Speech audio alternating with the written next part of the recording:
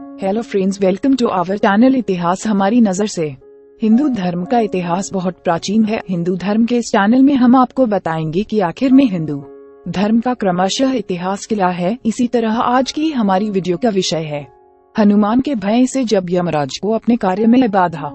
जानिए कैसे किया श्री राम ने यमराज की समस्या का हल। मनुष्य के धरती पर जन्म लेते ही प्रकृति द्वारा उसकी मृत्यु का दिन भी निर्धारित कर दिया जाता है। यह प्रकृति का नियम है कि मनुष्य हो या चाहे कोई अन्य प्राणी, सबकी मृत्यु एक दिन निश्चित है। हर किसी को जन्म और मृत्यु के चक्र से गुजरते हुए अपने कर्मों के अनुसार नरक और स्वर्ग में जाना पड़ता है। जन्म और मृत्यु के इस जाल से स्वयं भगवान भी मनुष्य रूप में नहीं बच सके तथा उन्हें भी प्रकृति के इस नियम का सामना करना पड़ा। इसी संबंध में रामायण में भगवान विष्णु के मनुष्य रूपी अवतार श्री राम से जुड़ा एक प्रसंग मिलता है, जिसमें उनके वैकुंठ गमन की बात बताई गई है। इस कथा के अनुसार हनुमान जी भगवान श्री राम के शरीर त्यागने और यमराज के साथ वैकुंठ के लिए प्रस्थान करने में सबसे बड़ी बाधा बन रहे थे। यमराज हनुमान के होते हुए भगवान श्री राम के समीप पहुंचने में भी भय खा रहे थे। उनके अयोध्या में होने के कारण यमराज को अयोध्या में आने में डर लगता था।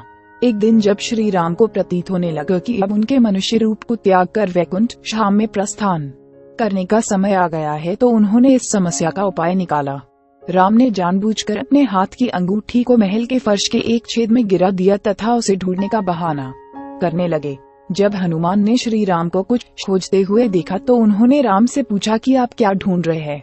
राम द्वारा उनकी अंगूठी खो जाने की बात सुन वे स्वयं उस अंगूठी को ढूंढने लिए अपना आकर छूटा कर फर्श के छिद्र में प्रवेश कर गए।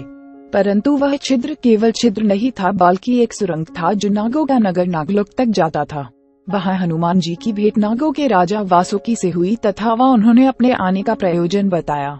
वासुकी हनुमान को नागालोक के मध्य ले गए, जहाँ अंगूठियों का पहाड़ सा बना था। वासुकी बोले कि इन अंगूठियों के मध्य अवश्य ही आपको प्रभु राम की खोई हुई अंगूठी मिल जाएगी।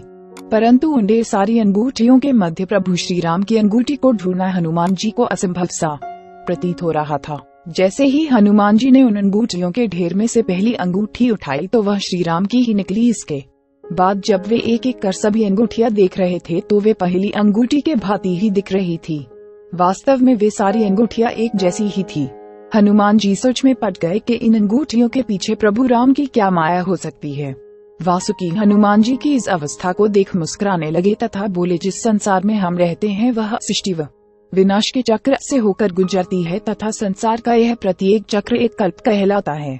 वासुकी की इन बातों को सुन हनुमान जी समझ गए कि क्यों श्री राम द्वारा उन्हें उनकी अंगूठी खोजने के लिए भेजा गया।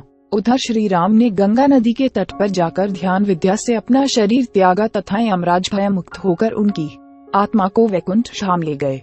हम उम्मीद करते हैं कि आपको इस चैनल के माध्यम से रोचक जानकारियां दे सके।